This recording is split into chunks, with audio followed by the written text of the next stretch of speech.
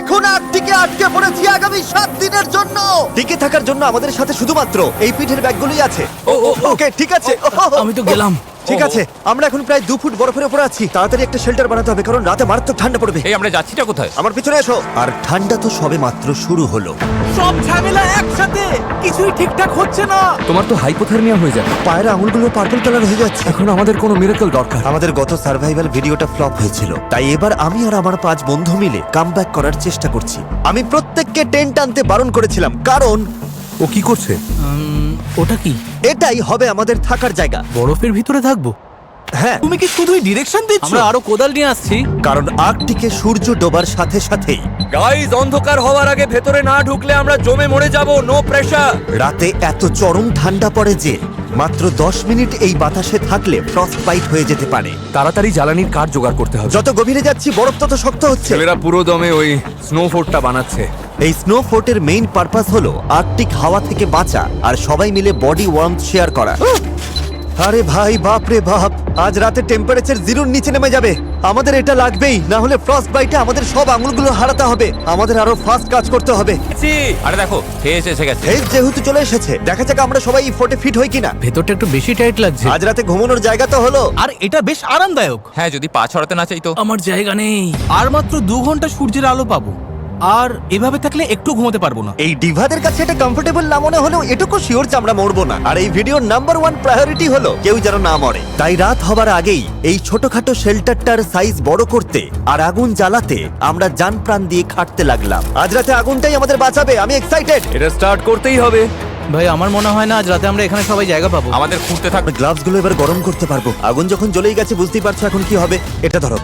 Alright, আমরা কি রান্না করছি? ও, এটা কি করছো তুমি? এবার এটা আগুনে বসিয়ে দাও। ব্যাস, আমাদের খাওয়ার জল রেডি। এটা সেলিব্রেট করার মতো মোমেন্ট হলেও সূর্য কিন্তু ডুবে যাচ্ছে। ঘর বানানো শেষ। হ্যাঁ ঠিক তাই। না ভাই, শেষের ধারে কাছে এখন বড় জোর 2 থেকে 3 জন আরামে থাকতে পারবে। ঠিক আছে, দেখা যাক জলটার টেস্ট কেমন। টেস্ট করে দেখো। ও, তোমরা হয়তো ভাবছো জলটা গরম, কিন্তু বারবার বরফ দেয়ায় এটা খুব ঠান্ডা। ও সাবধানে। ও, আমার জ্যাকেটে আগুন লেগে গেছে। আরে তোমার প্যান্ট, আরে তোমার প্যান্টটা পুড়ে দাঁড়াও, গেছে। ও আমার প্যান্টে সত্যি আগুন ধরে গেছিল।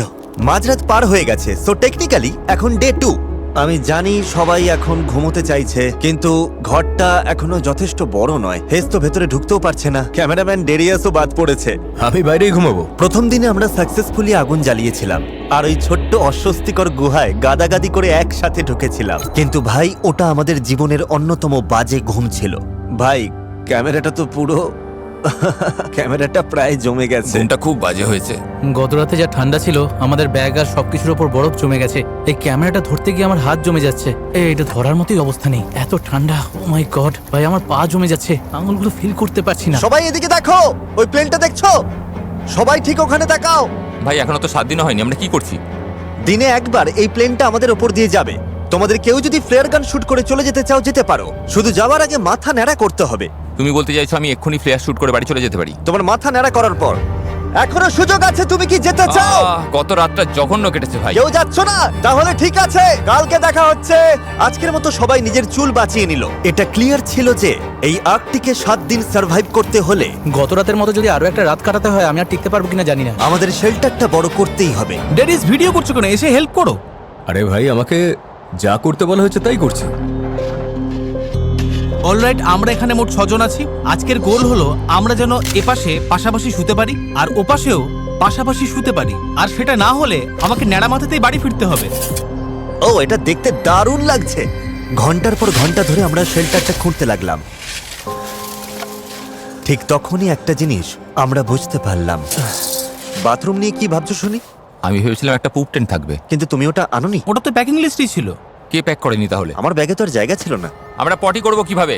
আমরা করব না, সব গড়বড় হয়ে যাচ্ছে, কিছুই ঠিক হচ্ছে না। ওরা আমাকে পটি করার এরিয়া খুঁজতে পাঠিয়েছে।